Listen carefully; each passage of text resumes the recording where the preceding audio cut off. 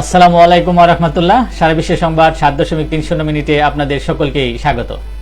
দেশের প্রধান প্রধান দৈনিক পত্রিকাগুলো তাদের শিরোনামে যে খবরগুলো গুরুত্ব সহকারে ছাপিয়েছে তাই নিয়ে আপনাদের মাঝে হাজির হলাম। আশা করি সাথেই থাকবেন।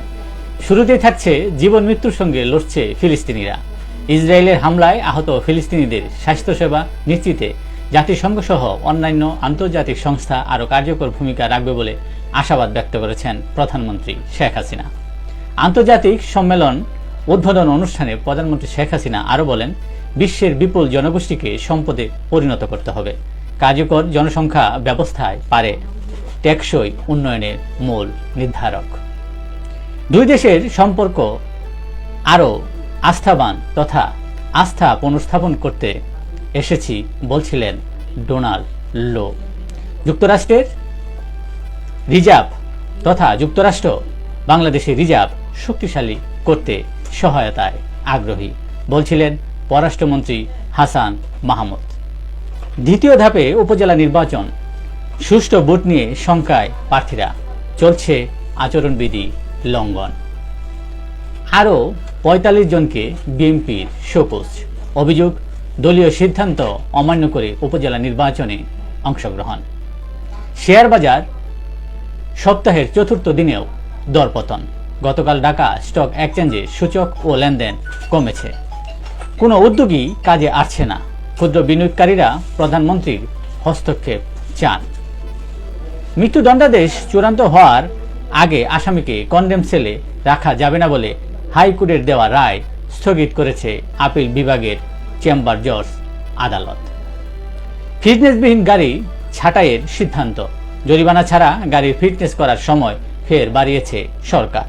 রাজধানীতে নিষিদ্ধ ব্যাটারি চালিত অটো রিক্সা। দীর্ঘদিন পর উদ্ধার হয়ে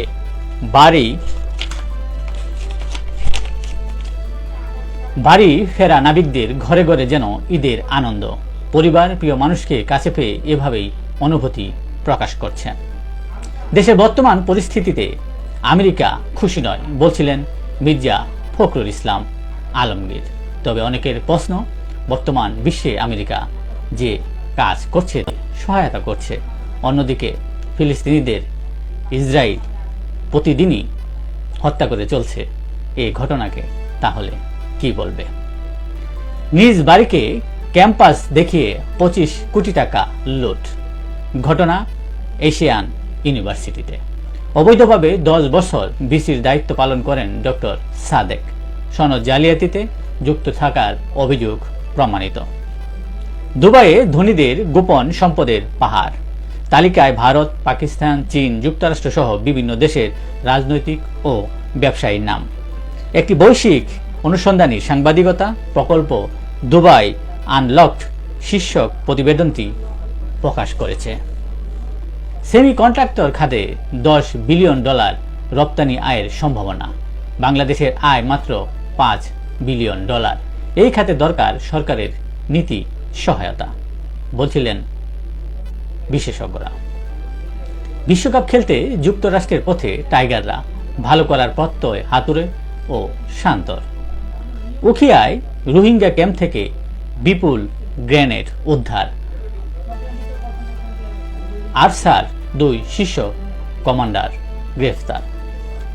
রপ্তানির কিছু খাতে প্রণোদনার বিকল্প নীতি সহায়তা আসছে। রপ্তানি নীতিমালার খসড়া নীতিগতভাবে চূড়ান্ত অনুমোদন। বাংলাদেশ ব্যাংকে সাংবাদিকদের প্রবেশের নিষেধাজ্ঞা প্রত্যাহারের দাবি, নইলে কঠোর আন্দোলনের হুঁশিয়ারি সাংবাদিকদের। দেশের প্রধান প্রধান দৈনিক পত্রিকাগুলো তাদের আন্তর্জাতিক শিরোনামে যে খবরগুলো গুরুত্ব সহকারে ছাপিয়েছে তার মধ্যে শুরুতেই থাকছে খার্কিভে 2টি অঞ্চলে পিছু হটল ইউক্রেন, রুশ বাহিনীর অগ্রগতি অব্যাহত। ইসরায়েলকে $100 কোটি অস্ত্র দিচ্ছে যুক্তরাষ্ট্র। 24 ঘন্টায় আরও 82 ফিলিস্তিনি নিহত। মার্কিন নিষেধাজ্ঞা হুমকির কড়া জবাব জয় শঙ্করের। তিনি বলেন, সংকীর্ণ মানসিকতা ত্যাগ করে মানুষের উন্নতির কথা ভাবতে হবে।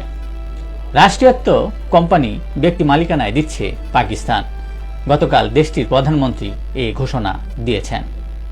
আজাদ কাশ্মীর ফিরিয়ে নিবে ভারত। প্রতিরক্ষা মন্ত্রী রাজনাথ সিং এর পর স্বরাষ্ট্রমন্ত্রী অমিত শাহ একই সুরে কথা বললেন।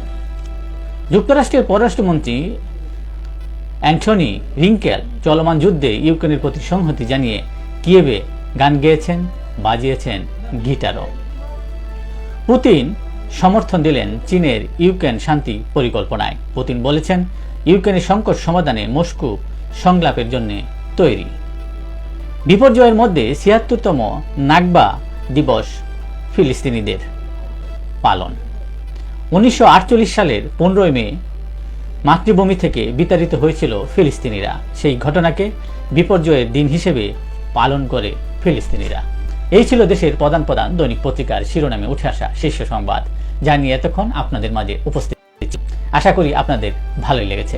সার্বিক খবরের বিবেচনায় যদি আপনাদের কোনো অভিমত, অভিব্যক্তি কিংবা কোনো পরামর্শ থেকে থাকে তাহলে অবশ্যই কমেন্টসে জানাবেন। আপনাদের কমেন্টের প্রত্যাশায় আজকের মতো এখানে বিদায় নিচ্ছি। আবারও দেখা হবে আগামীকাল ঠিক একইভাবে সারা বিশ্বের সংবাদ ৭.৩০ মিনিটে। সে পর্যন্ত অবশ্যই আপনারা সকলেই ভালো থাকবেন। আসসালামু আলাইকুম ওয়া রাহমাতুল্লাহ। শুভ সকাল সকলকে।